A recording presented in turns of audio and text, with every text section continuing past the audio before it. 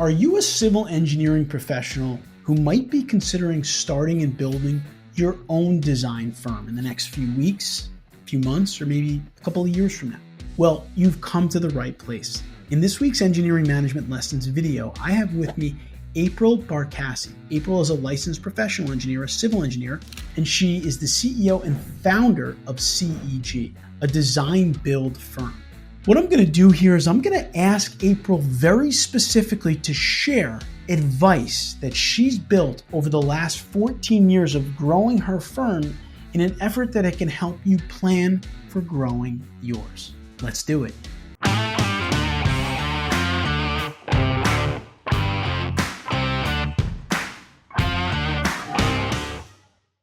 I think there's two things that I can share about my experience that would help and maybe inspire others to go out on their own.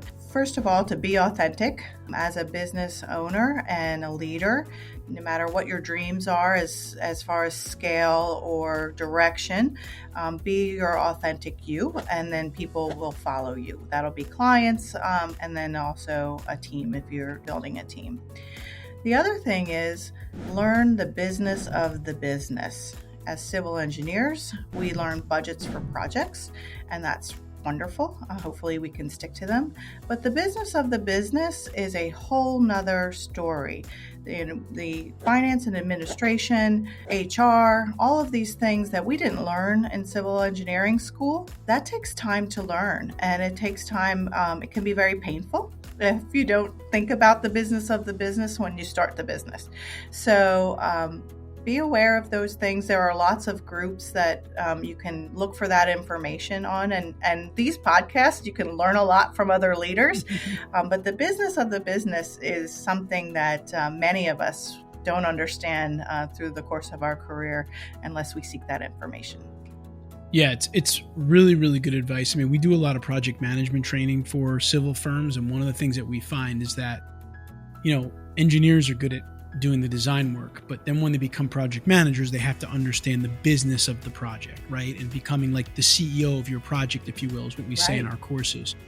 And so I think knowing the business side of your business or your profession is very important. And there's actually a wonderful book out there called The E-Myth Revisited on why most small businesses don't work and what to do about it by Michael Gerber. And essentially what he says in the book is like, you have that person who's really good at making apple pies. So they started an apple pie business, right? But they weren't good at business. They were just good at making the apple pies. So the business fails. So the point being is that you might be a great civil engineer. You might have really climbed the ranks in the firm that you're in. And you might be thinking to yourself, I want to go out and start my own civil engineering firm, which can be a very exciting endeavor. April's been very successful with it. She has a vision of improving her community and she's living that out through the firm. But just because you're a great civil engineer doesn't mean you're going to be able to necessarily grow a business. I'm sure you can if you put the effort in, but it is a lot of effort. And I think April's point of understanding the business side of engineering is something that you're going to have to invest some time in before you jump into it and just try to build a firm. So it would be much easier to learn it before you start the firm than build the airplane while you're flying is very exciting and very stressful, but it's not recommended. But some of us do it.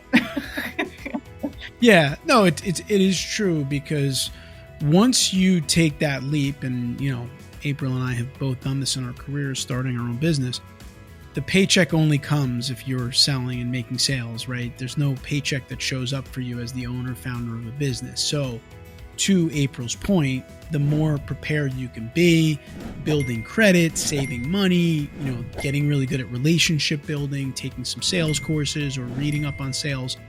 Those are all things that once you flip that switch, it's all on you now, right? Like there's no, hey, my paycheck's going to be deposited into my account on Friday. It doesn't work that way anymore unless you make it happen. So just one kind of word of caution that I would say, listen, I think entrepreneurship's great.